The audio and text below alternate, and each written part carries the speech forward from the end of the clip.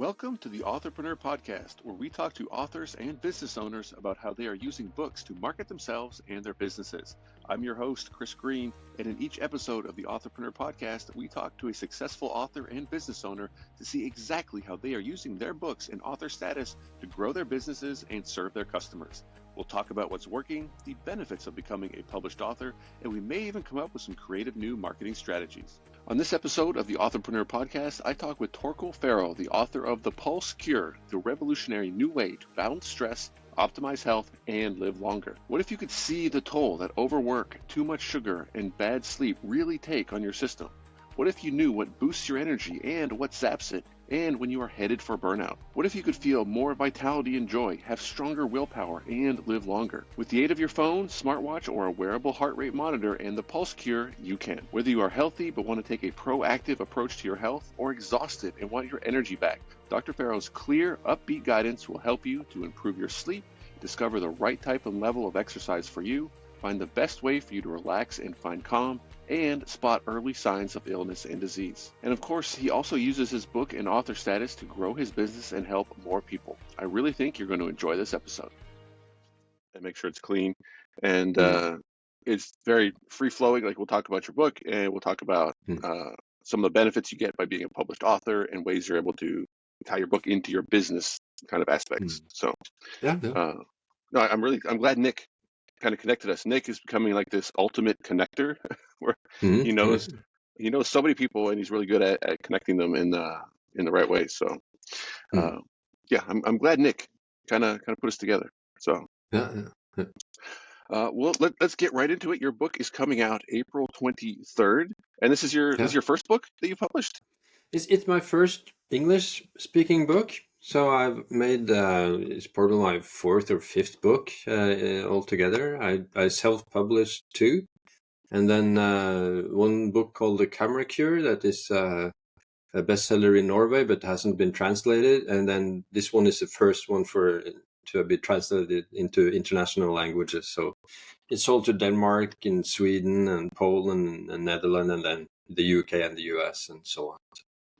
Gotcha. Yeah, because I found your Amazon author page where it has the Pulse Cure listed. And I kind of, like, from the stuff that I looked up and the videos that I watched, I was like, he's got these other books. It's got like the Apple Watch on the cover, but I'm such a Amazon US, Amazon.com guy, and I didn't see it on your author page.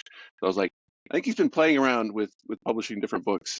And you'd expect this to be kind of a big splash for a book by going out to more markets. Yeah. And in Norway, it has been a huge bestseller. It has been on the best-selling list for 60 weeks running, and now so just this week. So it's nice to have it published also internationally, because this is actually the world's first guidebook on how to use wearables to keep track of your health and autonomic nervous system. So that is why the British publisher picked it up so fast. It was published in English just 1 year after the Norwegian publication, because it's still the first book, so they wanted to be fast. Yeah, you probably make the case, if you go back even not too far, like the case for like explaining wearables and how to use them to track your health. Like, I'm probably a great example of that, where I feel completely overwhelmed when everybody in my family has the Apple Watch except me. I had one at one time. Even just the basic things that it was tracking, I was just overwhelmed in terms of like, yeah, it's telling me all these things, but I don't know what that means, kind of thing. Yeah. And when you feel, I think a lot of people, when they feel overwhelmed, they get frustrated and they stop. And it was one of my favorite slides from the video that you sent was, don't be frustrated and be patient. I was like, that's me. That's why he made that slide. And if it's me, I'm sure there's a lot more people like me. And it's also like, with more and more people wearing wearable technology, the data's there, and probably the connect that you're able to make is say, look, you've got these wearables. Maybe you bought the Apple Watch because you thought it was cool and you could control your music at the gym and all this stuff. However, it does all these other things. And if you learn how to interpret that data, you're going to see tons of additional benefits health-wise. But you've got to walk them through that process, because they just bought it to look cool, kind of thing. Yeah, so, and be able to call and read messages and so on. So, but the thing is that the heart rate can tell us so much about our inner state and our function in the daily life. So So while they do all these other things, they also keep track of your health, and that's so valuable for us doctors. So I use it myself, and particularly now with all the success of the book, I really need to keep track of how much to rest and how much effort I can put into every day, because I could easily overexert myself. I have a lot of possibilities for that. So You don't want to do 10 or 12 podcasts in a single day. Like maybe yeah. How do you think your body would react? How do you think the data would translate if you did 10 to 12 podcasts in a single day, yeah, back to back? I would probably be very worn out, but what would be worse is lectures in front of a large audience, like 100, 200 people, that I do more or less weekly or twice weekly now. That's a lot more strain on my system. So I've done like 60 podcasts in Norwegian the last year, so more or less one every week or two. So I'm becoming accustomed to that. A little bit less, of course, in English. It's not my mother tongue. So, but still, doing lectures is a lot harder. I need to take a cold shower or take a cold bath or relax after that. So. Is that because like a difference between a podcast and a lecture is a podcast more conversational, low pressure, More versus conversational, yeah. yeah, where And there's I'm used to pressure on that, you with a lecture? Yeah, and as a conversation, that's what I'm used to as a doctor. One-on-one conversations, but having like 100 people staring at you and expecting to have not wasting their 1.5 hours of their time. It's obviously more pressure. Yeah. Oh, I could definitely see that. The marketer in me, as I was watching your video, there were so many things that stood out, which, as a doctor, I don't know if you see it as from a marketer's point of view when you say, I've treated this many patients, which is actually 1% of the entire country. It's like, Hmm. to me, the marketer in me is like, there's your Instagram ad right there, because now you Hmm. can demonstrate a level of expertise, and now you have, like international published author status to Yeah. lean on, and all of those things Hmm. just compound to, which is kind of where I feel you're going with all this, is to build this business, change people's lives, um, and almost would you even say accidentally? Because I know you said your father had some health issues, and then you started to kind of look internally and say like, what can I do to extend my life? And now you're really just sharing everything that you kind of personally discovered through the internet, Yeah. through lectures, through podcasts, through publications, Yeah. with the world, and now like it's kind of taken off. Yeah. Yeah. Yeah, it was actually accidentally, and also, as you said, because my father died at 73, and we were actually, my family, we were out on a around the world sailing trip. We had been sailing for a year, and my father had just been on the boat, just like a month before in Curacao in the Caribbean. And then just as we were going out through the Panama Canal and just continuing into the French Polynesia and so on, we got the messages that he was sick. He had a form of cancer that is like a normal cancer. It's related to lifestyle in some ways. And then I thought, okay, I don't want to die at 73. I have too many plans. I have too much things to do. And I needed to turn every stone to find out how can I live longer and how can I live longer and stay healthy. And then I found out that there's so much more information than when I studied medicine like 30 years ago in preventative healthcare. And I started listening to podcasts. I started buying the books of the guests on the podcast and educating myself, because this was new to me as it is to all doctors. This is kind of the new science of preventative medicine. We went to med school, which is like we studied medicine and not health. So we are well educated in identifying diseases and their mechanisms and finding out which medicine to use or surgery or whatever. But we didn't really learn how to stay well. And now, of course, in the healthcare business, this is the new. I'm not sure if you have heard about Peter Attia, the doctor. He says we are now in medicine 3.0, where medicine 2.0 was that we waited till people get sick, and then the doctors and hospitals take care of it. But in 3.0, then we are more in charge of our own health, and we are more individualized, and we use more trackers, wearables, and devices to govern our health, so to speak. So it's a new way of looking at health, really. Yeah, it's. I think a lot of people kind of maybe not shy away isn't the right word for it, but as things change, that can be scary for people. So if someone's a doctor and they've learned about, you know, treating diseases, and all of a sudden people come in and say, "Hey, this is great. However, we need to flip the whole script and we need to prevent diseases." I can see a lot of people saying, "Hey, whoa, whoa, whoa, whoa. Let's not like change can be scary for people, and for some people, usually the minorities, like change can be good. Like yes, yes, absolutely. I can see that if we actually prevent these things, we'll actually save time, we'll save money, we'll extend people's lifespans, all of these different things." Would you say that like prior to kind of the advent of like all this technology and internet and technology small enough to wear as rings and watches and all these things, the knowledge was there, but it just simply wasn't something everybody could do? Like it wasn't democratized in a sense where like, yes, we know what to do, but there's no way for a million people to track their heart rates and their all these things. We just don't have that technology. Yeah.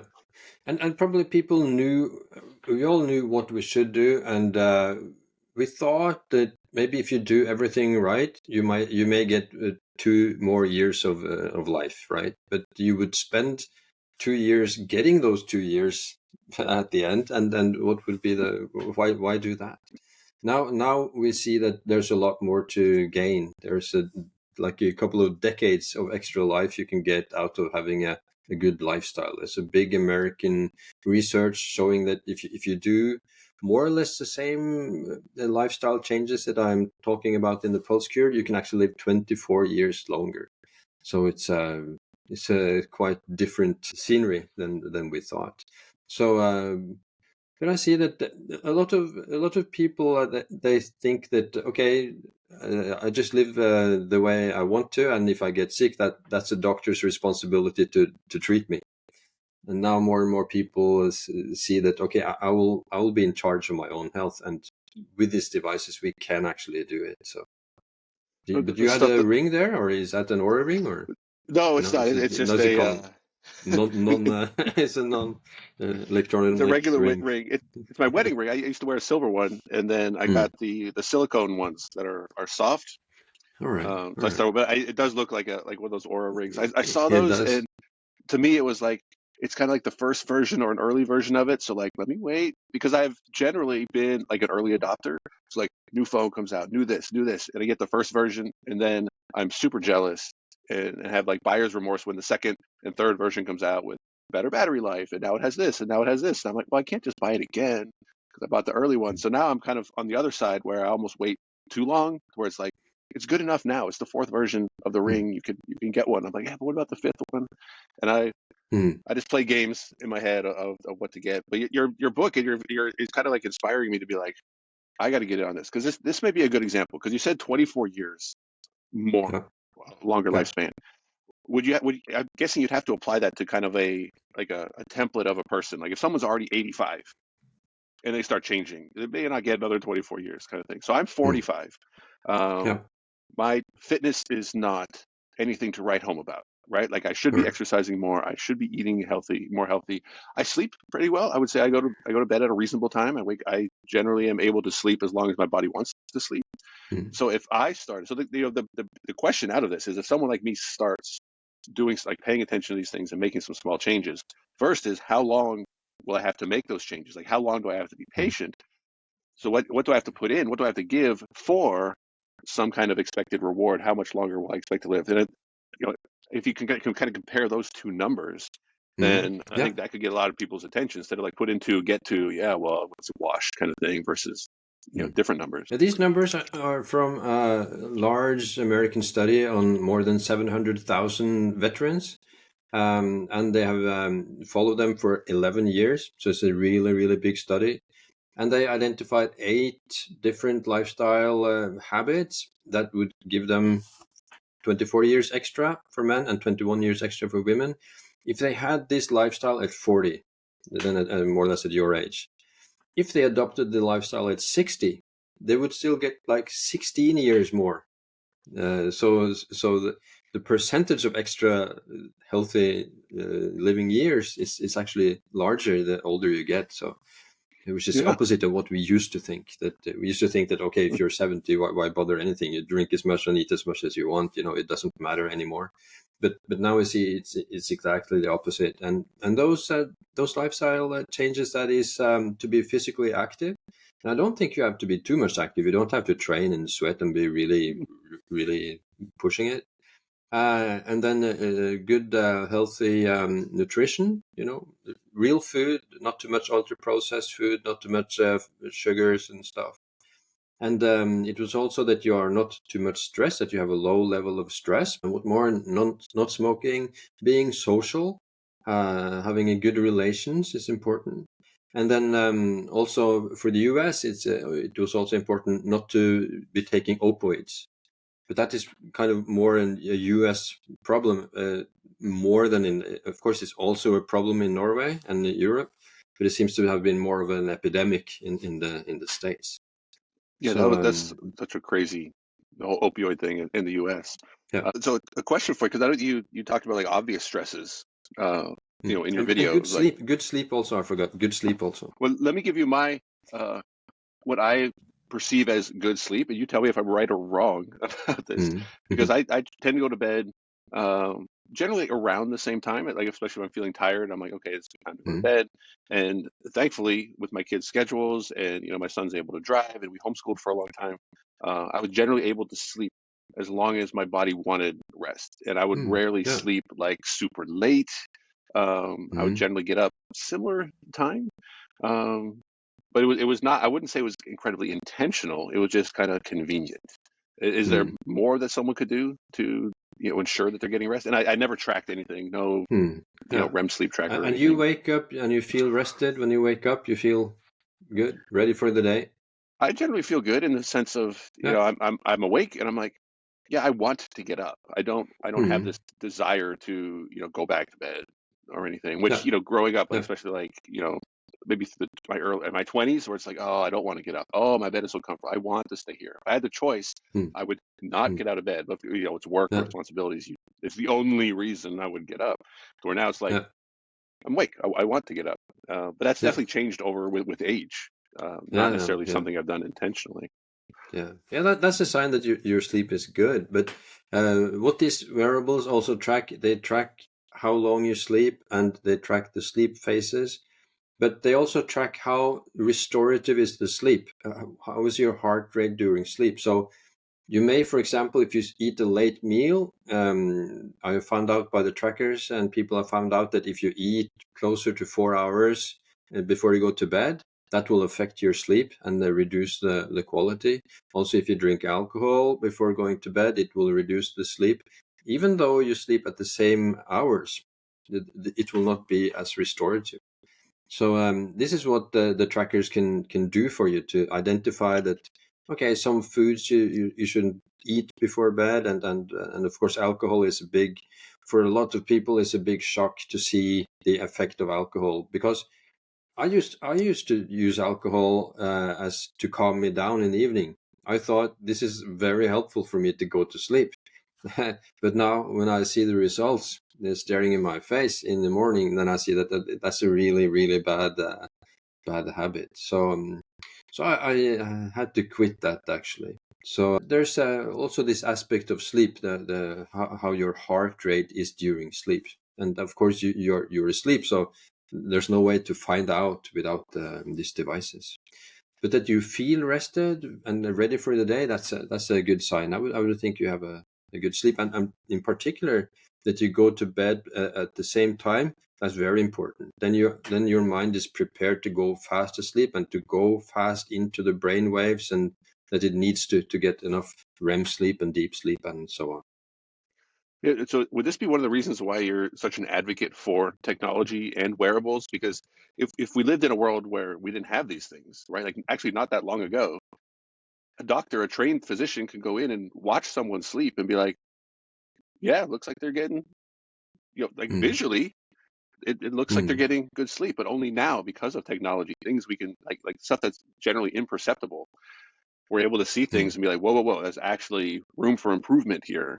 And not trying to tell people they're doing something wrong, because they're not doing it on purpose. We say, look, because I'm the exact same way. Like I rarely drink But when I did, it was like, hey, I almost look forward to going to bed after drinking because you fall asleep so easily. Like, Yeah, this is great, right? And yeah, like then you yeah, find out, no, this is actually terrible for you. Like you slept 10 hours, but they weren't restful, they weren't restorative. You still feel bad the next day, but because you have yeah, this kind of bad data point of like, well, I slept 10 hours, I should be fine. It's like, yes, it's a data yeah, point, but you're interpreting it the wrong way. And now with AI and yeah, wearables and technology, we can detect and track and and decipher these yeah. things and say, look, no, there is a better way, and do it this Mm. way. I'm guessing Yeah. you don't recommend people drink in the morning to get around this. Does anybody suggest that? No, Oh, but I'll it's just but get it's drunk in the actually morning. it's actually better to if you really want to drink, just to drink a bit earlier and to quit as soon as you can. Don't skip the last one or two, three drinks. Maybe stop. At 8 o'clock or something. That at least will give less. The stress will affect your sleep less. And probably if you drink at lunchtime, you get the stress, but then of course no affection of the sleep. So, but the pulse is, you mentioned the doctors at the earlier ages, they used to feel the pulse. They used to have feeling the pulse as very central to find out the state of the individual, both in Greek ancient medicine and Indian and Chinese and so on. So now it's more or less that you have the doctor on your hand, the 24/7, and you are able to interpret through this is artificial intelligence working for you. It's by using your pulse and comparing it to 24/7 and comparing it to millions of other people. The artificial intelligence can find out and give you advice and on how your lifestyle is and what you can do to improve it. Of course, the watches and wearables, they don't know what's going on in your life, so you have to use your own intelligence, of course, and not just trust the wearables. But they prove invaluable information for a lot of people, because now stress and fatigue is so common. I recently saw a survey by McKinsey that said that up to 40% of workers, employees in the Western world are on the verge of a burnout or fatigue. So and this is tracked by these wearables. They would give like alarm signals that you should take it more easy Hmm. now.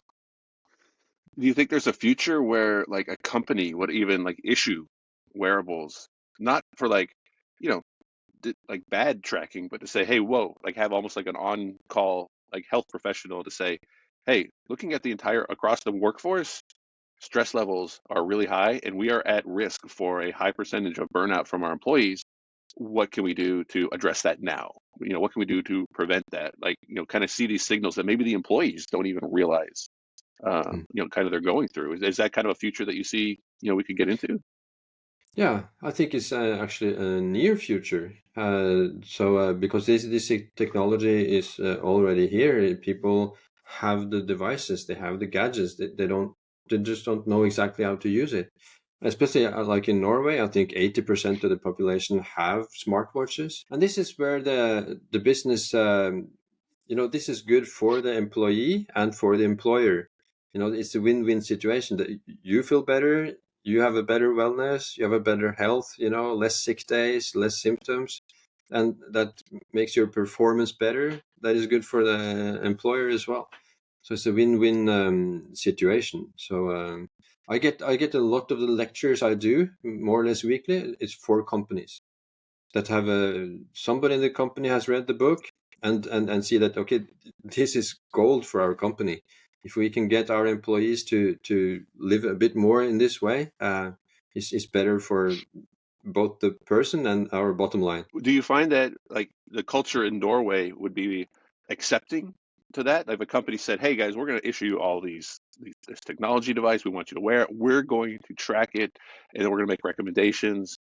Because I can tell you about it, like in the U.S., I feel there would be a lot of pushback to that because the U.S. culture is very much it's frequently an us versus them, employees versus employers. Like, why do the employers want this? They just want to get more work out of us. They just want to work us harder. And that's what I feel would be the first thing to come to mind from a US culture. Instead of like you're saying, yes, the company does want us to be more productive, because if we're all more productive, the company does better. The company can then pay us more. And I think that conversation gets lost in the US, where it's like, no, there are benefits to letting the government track you, instead of like the government track you or a company track you and everybody gets all scared and paranoid, and then the tribal us versus them stuff comes out. I'm guessing you would say the culture is a little bit different in Europe. Yeah, it's probably the same worry here, but I don't think that the companies needs to track it. Just make it easier for the people for themselves to track it for themselves. Not that the company will know everything about the state, but just advise them to, okay, this is a way that you will get more healthy, because you get more productive and you perform better when you rest more and you sleep better, and that is better for all of us and for performance. So it's in the long run, it's not good to push people too hard. And what particularly these devices show is that a lot of the energy that we lose is not necessary. If you eat, crisps, you eat pizza, you eat junk food, it will drain you of resources, and you will see that on your watches, and you will decide, okay, I'm not going to eat this and feel bad the next day. I'll choose some other meal and feel better. So like with the Whoop band, a lot of these are Americans. The Whoop band that I'm having here is American product, and the Garmin watches that are by far the best smartwatches for this is also an American product.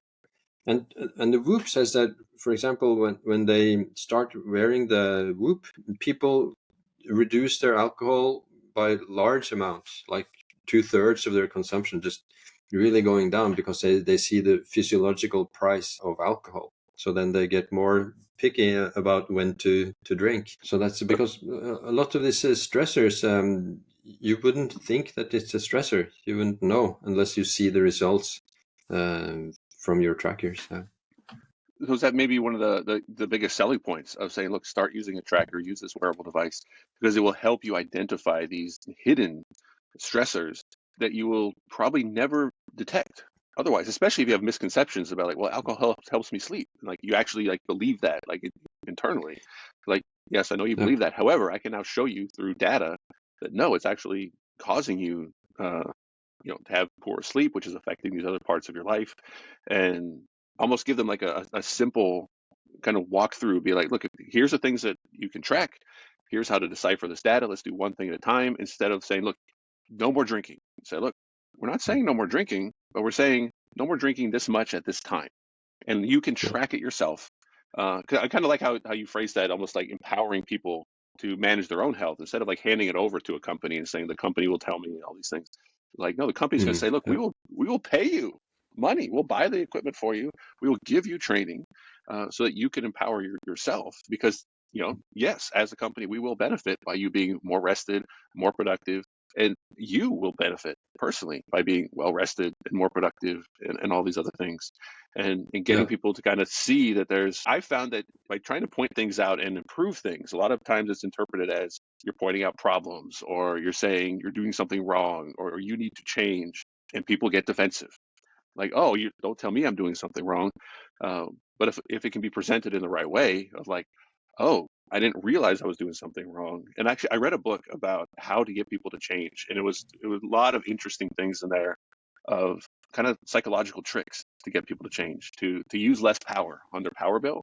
They would actually put on like 87% of your neighbors use less power. And that was like, oh, this is like a competition. Okay, I can use less power, and that's what gets them to do it. Not, greenhouse gases or global warming. Like people that just don't care, right? But all of a sudden, they used drunk driving as well, when that was more of a problem in the U.S. Of like, fewer people, fewer of your friends, fewer of your neighbors are driving drunk, and that makes them think, wait a minute, am I the only one still doing this? I don't want to be the one guy that's not. So all of a sudden, it's just phrasing things different that get people to be more willing to change. The marketer in me loves what you're doing because there are so many hooks to get people to pay attention, understand that there's a problem, and then present them with Yeah. a solution. And when you have a book, like the book marketer in Mm. me is like, it's so perfect because directing people to buy a book, it's something, it's easy, it's affordable, it makes people feel like they're taking action towards fixing Yeah. something, and then you're able to kind of help people at scale because you don't have to do a lecture for every single person because every Yeah. single person can just go on Amazon and buy the book, Yeah. Yeah. which comes out on April 23rd. Yeah. April 23rd. Yeah. So that would be fantastic that it gets to the US markets. So I'm excited about that. So it's so nice to be able to also to use to be on the podcast, to be able to talk about the message. Really, it's a Well, great thing. it's a big message. Would you kind of say you're connecting the dots backwards? Like, would you say you intended to? This is where you were trying to go when you first started studying medicine and becoming a doctor. Is like, this is part of my grand plan because I'm going to write a book about using wearable technology to improve your health. Uh, I'm guessing that wasn't the intent, 30 years Yeah, ago. the intent actually was it is somehow the intent, because I studied medicine not to help everybody, but to be able to understand how everything is connected, how the world works, because being a doctor, being in general a GP, that gives you front row seat to life, so you see how people are living their lives, and the consequences of different lifestyles, and so on. So it was really for me because I was curious. But then I found out so much, I've had like 100,000 consultations, and I found out so much that I felt kind of a responsibility to relay the information, and then publishers came to me and asked me, can you write a book about this? I was tracking my own system for my own sake, and then my publisher, my editor, asked me on I put out a picture on Facebook. Actually, that was the start of all this, and she said, "Is this a book for our publisher?" And this is Norway's biggest publisher. So I thought, yeah, it could be. I was a kind of a weirdo because I was the only one tracking this. People thought I was. What are you doing? Just checking your pulse. Your watch is. This is just weird. I said, okay, this is important. This has the potential to change the whole way we do medicine, actually, because the heart rate, the pulse, tells us so much about how our physiology, how our autonomic nervous system works, whether we are in the stress state. So it's kind of having a speedometer on your body, on yourself. And these apps, it's like gamification of your life. It's your life at stake. You're not playing games with somebody else. It's your life it's about. So I think people seem very ready for it. Obviously, at least in Norway, it has been a book that almost need no promotion, because when people buy the book and they start tracking their systems, and they sit over the lunch table, and showing people and telling about it, and then it kind of, each book sells like 1.2 books, or Yeah. something like this. So so so that's a good thing. Just today I was in the sauna and the cold water out here in town, and there's always people that has read the book, and telling me about the benefits and how they have made use of it. So. But it must be incredibly kind of satisfying to basically know that you did something just for yourself that you found interesting, and then you were able to pass it on to somebody, and they find it interesting, and it helps them. It's not just entertainment, but it's also helping them. It's helping extend their lifespan, and then they're excited about it, so they Yeah. tell somebody else. So it becomes this like almost automatic spiral of marketing, to where it's like all you have to do is tell people about this, and then they'll kind of market it for you because you've created something that's allowed people, you've simplified something that's generally complex. Like when I first started thinking about some of these things, overwhelmed, and the overwhelm just caused me to be like, I'm not going to wear this watch, right? I'm overwhelmed. I don't know what to track. It's giving me too much data. And I feel like, and tell me if I'm wrong, but your book simplifies this to be like, look, we're like, Yeah. that's just your heart rate, your pulse, right? We can track that, and you can tell if you're, being in stress mode or not stress mode. And like anybody can handle that. And as they kind of gain confidence in that, then they can start to look for hidden stressors or address their diet or consider, their drinking habits kind of one step at a time instead of the overwhelm of you need to do this, this, this, this, and this. And it pushes people away, right? Yeah. Yeah. Yeah, I tried to really simplify the message in all of these different chapters in the book, on sleep, nutrition, exercise, stress, and alcohol, and so on, to simplify it and make it accessible and actionable. And it's really not that hard, if you want to study medicine and get an overview of all the possible diseases you can get, that takes you 6 years plus some experience as a doctor. But to know what to do to stay healthy, that takes you 3 or 4 days to find the principles.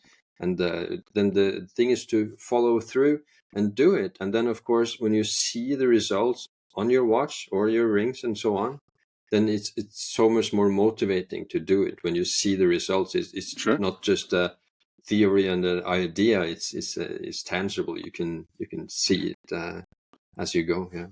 Then it's gamified, and then you get the reinforcement of like, I'm seeing some Yeah. improvement. And especially if you do it with Yeah. friends or you're talking with other people, you're like, oh, so and so like is doing this, and like I want to do that, and like the gamification, and just I try to study a lot about the human psychology in terms of like why we do things and how we do things. So to understand, like, oh, if Bill from accounting is getting so excited and he won't stop talking about this thing, well, maybe I'm interested, and I feel you've really found something that's going to help a lot of people, and it's interesting, and it's something that you already enjoy. Like it feels like you're an early adopter to technology and personal health and responsibility, and then you're using self-publishing and you're using technology and the internet to spread that message. I frequently say, I don't know if you know who Matt Higgins is. He's been on the Shark Tank TV show over here. He's another client of Nick's that he's worked with. And something he talks about in his book is proprietary insights. And he simplifies it down as like, it's just having two different things that people generally haven't talked about putting together. And when you put them together, you're like, wait a minute, there's something new here, versus like saying, I got into wearables because I was just interested in it. And then I got into self-publishing because, I posted on Facebook and someone asked if we should write a book about it. It's like, wait a minute, we put those two things together and now you're doing something that's never been done before. And doing it in a way that helps a lot of people.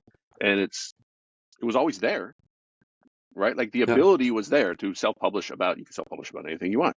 But you self-publish about something you're personally interested in, makes it so much easier instead of, chasing a trend or saying, hey, fitness is popular, I should write a book about fitness, if they have no experience in fitness, which I see a lot of people in the self-publish, not specifically fitness, but a lot of people I've seen, they try to chase things in self-publishing.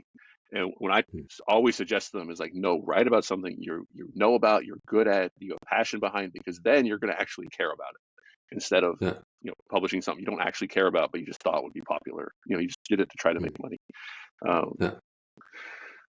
It can be rare to make money as a self-published author specifically on the books, but you can use your book to get speaking gigs and lecture circuits and podcasts and build all kinds of things around the fact that as a published author with a book, you get so much more attention than if you don't. Have you seen some of that? Like what are some of the unexpected benefits that you noticed that you received simply by being a published author versus if you try to do everything that you've done without having a book? People take you a lot more seriously, of course. I'm approached daily. Just today, people from TV are calling me to do a TV interview, and so you get so much opportunities to speak and tell about your message. So that's a big advantage, and of course this is new. So a lot of the information about health is old. We know a lot of what to do and so on, but to use the trackers and wearables, that's a very new thing. So now it seems that everybody will ask me first. So almost every other day there's a media outlet wanting me to say something about whatever. Today it was coffee. So how much coffee should we drink, and how does it affect your health? And luckily, I've read so much about that. So you could ask me that question. It seems that it's very healthy to drink 3 or 4 cups of coffee in the morning until noon, and then stop. That's very healthy. It kind of kickstarts the day. It makes it easier for melatonin to be released in the evening so that you will be tired in the evening. The problem is that if you drink coffee throughout the day, because maybe you're too tired or you just keep sipping coffee to kind of keep awake, it will affect your sleep, because coffee has a half time over the metabolism. So if you drink 1 cup of coffee at 6 o'clock, half of the caffeine will still be there at 12 o'clock at night, and that's the problem. So drinking coffee in the morning, 3 or 4 cups, is good for you. If you extend it to the evening, it's bad for you. So, and here I trust like a lot of Andrew Huberman Lab. You probably heard of him, and Sure, yeah. And other experts. I like the fact that it feels like everything you present isn't hey, coffee's bad for you, stop drinking it. Alcohol's bad for you, stop drinking it. You ease people in to say like, look, you can have your coffee. However, have it during these hours so that you still are able to get these benefits. So you, instead of like, shocking everybody's system of like, none of this, here's all these rules, you're not following them. It almost makes people feel bad. Like, well, I can't give up my coffee. I'm a social drinker. I can't give that up. It's like, you don't have to give those things up. Here are the steps you can take with almost the expectation that, hey, if you do this stuff, you may eventually just quit coffee altogether because you're going to see these other benefits. And then you're going to get excited about your health and excited about, taking care of all these different things to where you're going to want to kind of maximize as much as you can and just drop alcohol completely and drop caffeine completely. Yeah, you get more addicted to feeling refreshed in the morning than to your late night drink. That's a good addiction, right? It's almost like changing your addictions. Waking up refreshed, that's I can live with that, So it's as you say. I don't say I still drink alcohol, but then I know that for the next 2 or 3 days I shouldn't have anything really important to do. And because like when Whoop, when they tested athletes in the States, I think it was an American football team, and then they used to go out for a drink after the game on Saturday, but after they found out that their restorative time is affected 5 days until Wednesday, then they quit that tradition. So it's just getting informed about how does it affect your system. So and then you can take better decisions. So that's the most important thing. And we don't know. It's about health normalization and not health optimalization. We don't know what optimal health is. And to my knowledge, I visit people that get to 95 years old and with no medicines and still clear-headed. And they haven't done any in particular. They have just lived an active life and being positive and moving, walking a lot and eating healthy, not getting too overweight and so on. So I'm not sure if these health optimizers or whatever you would call it, they haven't proven anything yet that they will live like 10, 15 years longer. So I think we just need to have a health that is not in our way, that is not an obstacle to living our lives. So and it doesn't take too much effort to do that, really, to move a little bit more, eat a little bit more healthy, sleep a little bit more, drink a little bit less, do these small things on many fronts, maybe. Yeah, I think by layering on this technology on top of that, because everybody knows we should exercise more and eat better and drink less. Like none of that is like, if people are still searching for secrets, they're going to be disappointed that there are no secrets. Like everybody knows these basic health things, but without a way to track it and measure it, I could see it being historically very, discouraging to be like, yeah, I've haven't drank in months and I don't really feel that much different, or I've eaten a little better, I've exercised a little bit. I don't see any of the results, where now the trackers and the wearables can actually show you some results. So now you kind of get that positive reinforcement to say, yes, this makes sense. This makes, this is something I want to keep doing. And I think also reminding people that we don't have this optimal, like there is no right way. Like this is the only right way or the best way, because then people aspire to something that can be kind of unattainable and that can cause frustration. I would, tell me if I'm wrong, but we're still learning. Right. There are still things that we're learning about all this. Someone can live to be Yes. 95, smoke and drink, and unfortunately that can give like a false positive to be like, well, look at this guy, he smokes and drinks and he made it to 95. It's like, yeah, that doesn't mean you should smoke and drink to get to like those aren't the contributing Yeah. factors. There are other things we may not realize led to Yeah. that lifespan, and the human brain can be susceptible to interpreting data the wrong way, or intentionally looking for positives when there's clearly negatives, and all these things. So it's understanding those things so you can overcome them and not be fooled by, oh well, my grandfather lived to be 95 and he smoked and drank, so therefore I'm going to. It's like, no, that's Yeah. not a good conclusion to come to from the data. But Yeah. Yeah. I can see how people do that. Yeah. It's not Yeah. completely irrational, but it's just not helpful. Yeah. And our inner sense is not very much developed. So all our senses, eyesight and hearing and smell and the taste and touch and so on, it has been throughout the history, millions of years, been directed towards enemies from the outside, other animals wanting to eat us, or enemies, or bad food, or so on. So, but the state of our inner state, it has not been very much needed. And so it's a sense that we didn't really develop. So we are very, very poor at identifying what affects our internal system, really. So, and that is how the pulse rate and these variables can be a substitute for this lacking sense. At least I find that. So a lot of people ask, why can't we just listen to our own bodies? This is, they say this is ridiculous. Why do we need a gadget for this? But we are really poor at listening to our own bodies. And if we were, we wouldn't have these stress problems. We would be able to regulate our stress system much better if we had this sense. So, but we don't. Yeah, I think people forget that, like, I talk to my kids about this frequently. We did not evolve to live in the world we live in today, right? Like, we live in this world today, but we evolved to, for different things, like detecting animals and keeping ourselves safe from like outside threats. There was no benefit to evolving some way to detect inflammation within the body and then figure out that it's because we're eating this and all these things. Like, that didn't come about through evolutionary means. But now, because of technology and just the overall level of knowledge that we have, we can say, wait a minute, there are things that are happening. There are things that we can do about it. But you have to kind of overcome it and be like, yes, I'm treating something I can't see or even sometimes feel, but I'm able to see data points. I'm able to detect the stress levels in ways that my brain isn't necessarily picking up, because I'm seeing and I'm hearing and I'm smelling all these things. And just kind of understanding that, to be like, wait a minute, we're learning as we go. Like this, Yeah. it's complicated.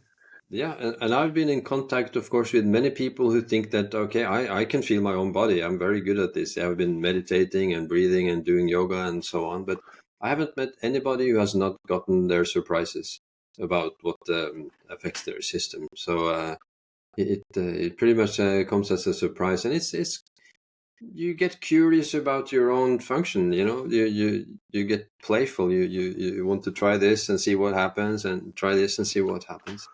So it's actually a fun way to get to know yourself better, and so it's I think that's part of it, part of the success of this thing. Yeah, you said So fun way, not just a way, a yeah, fun way to do it yeah, and yeah, yeah, benefit. yeah, yeah, Well, yeah. for people who are interested in doing some of this stuff, maybe your book provides this, but like the best kind of budget wearable. So if someone's really thinking about it financially, what's the best for that? Or someone who's like, I don't care what the budget is, I want the best. Yeah. Do you have specific recommendations for products? Yes, that would be Garmin, and they have also both the cheapest ones and the most expensive ones. They have the whole range. So I think that the Vivo Smart 5, which would probably cost around $100, would give you 80% of the information that you would need. And then if you kind of for $300, you would get a Garmin watch that will track the HRV over time, which is quite important. And if you buy the best ones, maybe 600, you would also get a training readiness. That if you are exercising, that would be an important thing to know. So they would have all this different. And the good thing about the point about Garmin is not that their watches are better, but they have bought Firstbeat Analytics. And Firstbeat Analytics is a Finnish company, and they have taken their algorithms into their watches, and that is the success factors, and that is what unfortunately Apple has not done. If you have an Apple Watch, you can use the app called Athletic. That's a quite good one. So and other than that, the Aura Ring is very good for sleep, detecting sleep. It's a bit more expensive, probably $400, and it's a subscription system. And Whoop would also probably be around $400 on a yearly basis, on a subscription basis. So, but I think the cheapest way into this would be. And are you using multiple yourself, or do you I'm have like using your favorite? three. The Garmin is a favorite, and I also have Aura and Whoop. They have their own pros and cons, and all of them together, I find useful actually. And I've tried Polar, I've tried Apple Watch, I've tried Fitbit, and they're also quite good. It's a lot better than nothing. It's a lot better than nothing. But once Garmin is so much better, and I'm not sponsored. I'm actually a bit. It would be better if Apple Watch was good, because they have like 40% of the market, and Garmin probably has around 10% or so. But probably there's so much development in this area that is the conditions in half a year from now. It could be totally different. So I see Samsung is stepping up their game, and Huawei is stepping up their game. They see the potential in this. Do you see potential for you to partner with some of these companies, where they come in and No, I say, "Hey, don't think buy I our would. watch and you'll get this book for free"? No, I don't think I would do that, because I need the integrity, and then you probably are tied to one factory, and then I would like to be free to if some better option comes around, I wouldn't want to be limited in any way. Yeah, that makes total sense. I could see maybe the companies just basically taking, like, they say, buy this and here's who to follow. So, or the company could get into trying to provide the content themselves, but it might be easier for them to be like, hey, just go follow this guy. He literally wrote the book, which is, one of my favorite things about being a published author is you get to, like, there's so many people who will just say, oh, don't ask me, go ask him. He wrote the book on it. Assuming your book is good, not your book specifically. Like when I tell published authors, this works. However, your book has to actually be good, not just exist. That's really, there's so many interesting ways. Like, you're making me get motivated to get back into it, myself. I used to have a Garmin watch. A friend gifted me one, and at the time it was, I think, their flagship running model. This was probably at least 10 years ago, and it was like $500 just for the watch. I was like flattered. I was like, dude, that's like a $500 watch you just gave me. But then over, I don't know, 3 or 4 years later, it was a $100 watch. And I'm guessing it's going to be similar. The Aura Ring, I think, might be a little tougher because, man, that's some like micro technology, in there. But pretty much every technology comes down in price over time, which will just make this more accessible to more people, which means more people are going to be interested. More people are going to want to watch your videos, and more people are going to want to read your book. So I think you're positioned very well. And I think it's going to be just a few years. It will be very normal to know your heart rate variability, that you know your speed, and that you can detect that, okay, I'm under a lot of pressure here. I can see from my readings that I need to do some adjustments in some way. So I think it will be a completely common thing to know and to adjust your lifestyle too.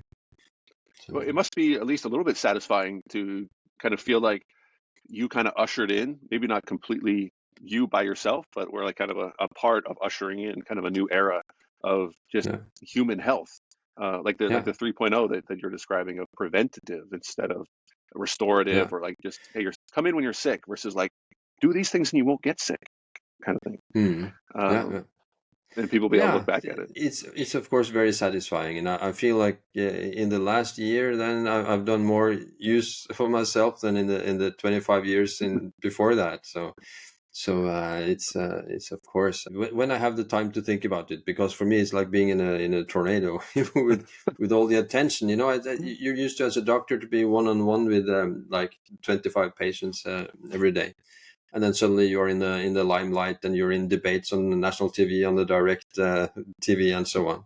So it's another kind of pressure, and that makes it even more important to to keep track of this of my stress levels, and not to get into a burnout myself and do the mistakes that I'm warning other people about. It's always good to be a practitioner yourself, to be like, look, I'm not just preaching this, I'm like literally doing this. You guys could watch, I'll share all my data, I'll help interpret it and do what you can. Like I'm so thankful to live in an age where we have the internet and technology. I get obsessed with books and self-publishing because currently, and I don't see the end of this, books being this kind of go-to place where it's like, hey, if I want information on something, I'm gonna go to a book, and people can get a book online and read articles, but there's still, for the foreseeable future, I think something special about having a physical printed book that people just give it more weight of like, yes, if someone's actually created this, put all this information in here, curated content, telling me what I need to know and leaving out what I don't need to know. It's going to be this go-to thing that people go to, and they're going to give you the credit as the author. And if you're building a business around something like that, it's and for me, my first two books were self-published. It was two workshop books in photography, because I've done a lot of workshops in photography, teaching photography, and I decided to make books of it to give exercises in photography. In a book form. They are actually on the ebook. It's called Go Photograph. It's actually accessible, I think, also on Amazon. But without those self-published books, I would never have gotten a real publisher. So it's the way to start and to get moving and to get the attention of the publisher. So this guy has put a lot of work into these books, and they seem good, and that opens up for a career also in published books. So because I'm not sure if a British company would have bought it if I only had self-published it. But it was definitely, this book would not have been available worldwide if I didn't do these two first books self-published.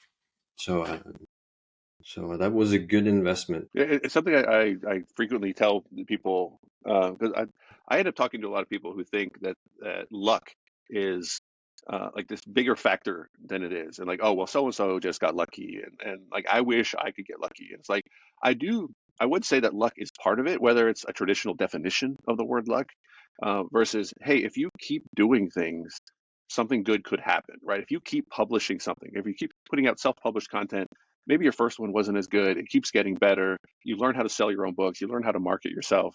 If you do that enough, then yes, you can get lucky, that's what you want to call it, and get picked up by a publisher. The opposite is, if you don't do any of that, then you definitely won't get picked up by a publisher. So to be picked up by a publisher, there's really only one path in there. And whether you, like, say, however you consider luck part of it or not, it's like, no, you have to keep putting yourself out. You have to keep trying. You have to keep tracking your own data until you learn how to interpret it properly. And it's like, you have to keep trying and being a practitioner and actually putting yourself out there. And then good things can happen. Well, I would call it good things instead of just calling it luck, because luck just kind of takes agency out of it versus you can get noticed if you put out a good product. Yeah, you get lucky because you produce things that are picked up. That's luck, as Oprah Winfrey says, is preparation meeting opportunity. So sure. And I think that also one thing that is you often overestimate what you're able to do in a year, and you underestimate what you can do in 10 years. So this year is 10 years since I started publishing my first book. And so it takes a lot of time and dedication, and so it's it takes time, and you have to be persistent, and you have to do what you really want to do, because you cannot put all this energy into it if you're just doing it for the money or for whatever reason. You really have to want to do this, because it takes so much effort. And for me, writing a book, I'm writing the next book right now. It's quite hard work to sit down and write and bring out some words on paper. It's and I read a lot of books by authors, and they say that the maximum they can write is like 4 hours a day, because I could easily work as a doctor for like 20 hours, no problem. But writing a book, after 4 hours, I'm completely drained. I have nothing more to say, So and that's what I read. The same, with Stephen King and I'm not sure, you probably know Julia Cameron with The Artist's Way. She's like a creative teacher, and she also self-published The Artist's Way, and before it's now like a multi-million seller. And she also, you have like 4 hours a day that you can write, and then you need to rest. Yeah, I've heard similar things from authors, and as a self-published author myself, who like I'm not an English major, I didn't take writing classes or anything. My first book was just answering the most common questions that people were asking about our business because I got tired of answering them. So I'm going to write them all out. And then I discovered self-publishing, and I published this PDF, and it became a book. And then everybody treated me like royalty because I was a published author. And I was like, "What are you guys talking about? I'm just like a regular guy."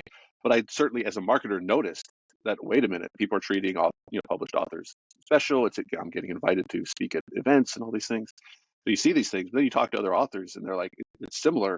Like, yeah, I can only work for 4 hours, or like when the book's coming out, like I can't not think about it, and it can kind of like take over your life, and very similar stories on some of these things.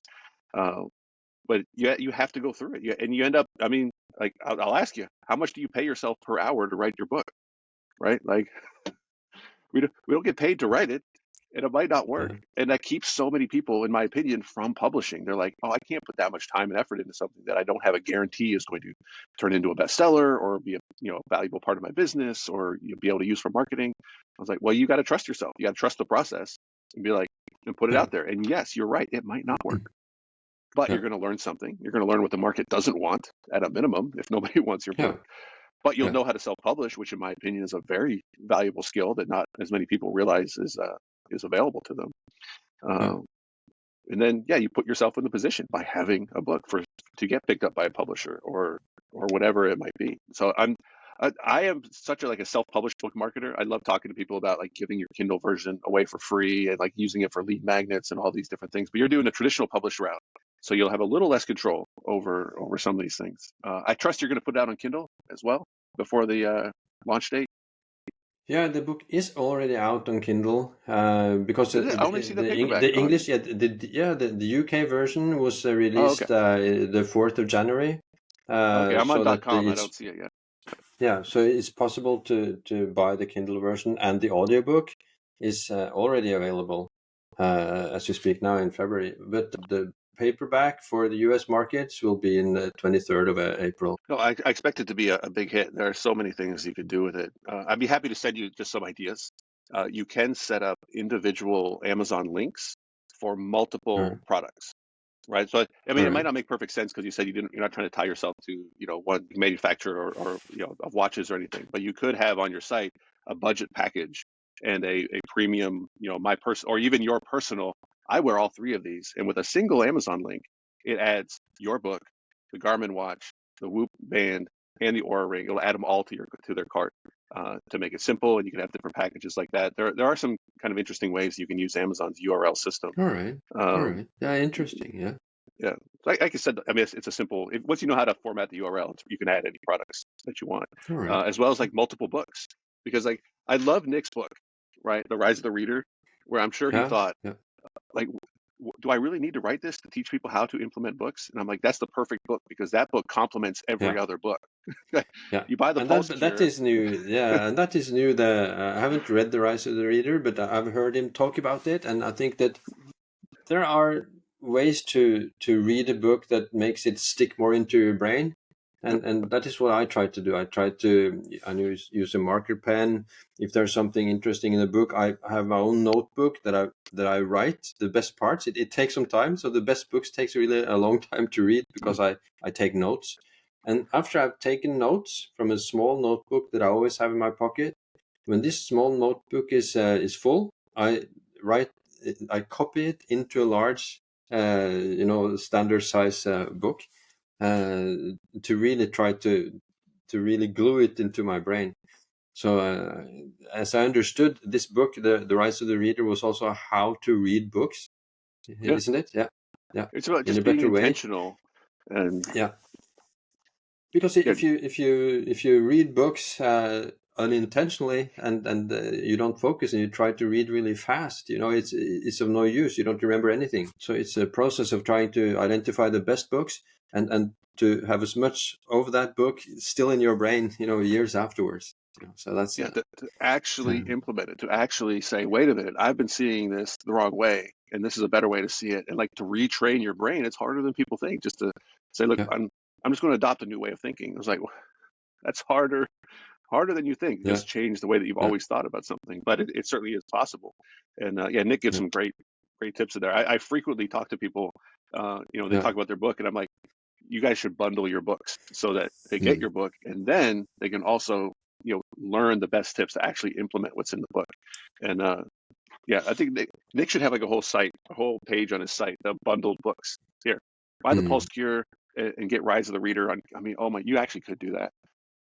It could be very affordable for Nick to say, buy the Pulse Cure, and I will give you Rise of the Reader on Kindle for free because of some of the Kindle promotion options that he has through KDP. I'll talk to him about that. Because he could do that with your book as well as with anyone else's book, and like anything to get your book into more people's hands, get your information into more people's hands, just help more people's lives and health, and help people be more empowered to take care of their own health. Yeah, your gold mine isn't the right word for it, because I know you're not doing it for the money, but it's a great model, it's a great business, it's a great kind of setup, and you have all the right pieces to put together to actually reach a ton of people with it, through publishing and through technology and all these things. It's I'm excited to see where this goes. So we'll try to get to like the top 100 on Amazon. Number one is really hard to get, but you can get in the top 1,000, top 100 on Amazon. That'd be fantastic. The right execution. Actually, it's saying May 14th now on your book on Amazon. All right. So where early, delay. I wrote it down earlier. It said April 23rd, and now it says May 14th. All right. Maybe there's more than one page. It's a Möbius. It's a U.S. publisher, so I haven't talked to them. Yeah, that's what it says. It's already selling. It's getting some pre-orders, but we're past the 1 hour mark. I really appreciate you staying late. I didn't know if you had like a hard stop at 10. But I really appreciate you coming on and talking about this stuff. For anybody that wants more information, of course, you can go to Amazon. You can search for the Pulse Cure.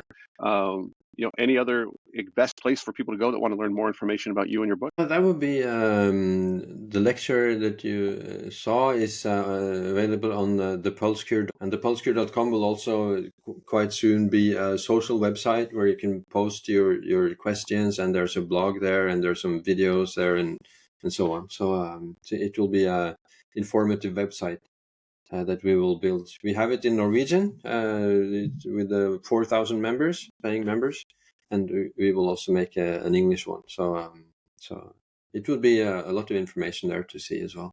And a community, right? Like the community aspect of things can really get people, connected to it and actually sticking with it, and actually, really starting to see some results, because it's that community thing where people share. People are like, I want that. And then they share, and it's just kind of this upward spiral kind of event. It's really cool. You need many people to help many people, so it's important. Well, I'm excited to see where this goes over the next year, or over the release of your book. And then, who knows like how big this gets in 10 years, and just how many people you'll be able to help. And you'll look back and be like, I used to help people one by one, and now, holy smokes, it's turned into something I never would have imagined. And in a very satisfying and rewarding way at the same time. Yeah, that would be fantastic. Yeah, that's a dream. All right. Well, thanks so much. Maybe we'll do another episode sometime. We'll follow up and kind of see how your book did through the release. And thanks again. Yeah, thank you so much for having me on. It's very, very, very nice of you. Thank you for listening to this episode of the Authorpreneur Podcast. If you'd like more information about this episode's guest, you can find links to their books, websites, and social media profiles in the show notes and video description. If you're an author or business owner who's interested in learning more about how you can use books in published author status to market and grow your business or personal brand, or if you're an aspiring author looking for more information about the publishing process, you can find more information and request an author audit at authorpreneur.com. And if you'd like to be a guest on the show, or if you'd like to recommend someone, please reach out via email to chris@authorpreneur.com. Remember, a book is just a book, but when it's your book, it's an asset. #Authorpreneur.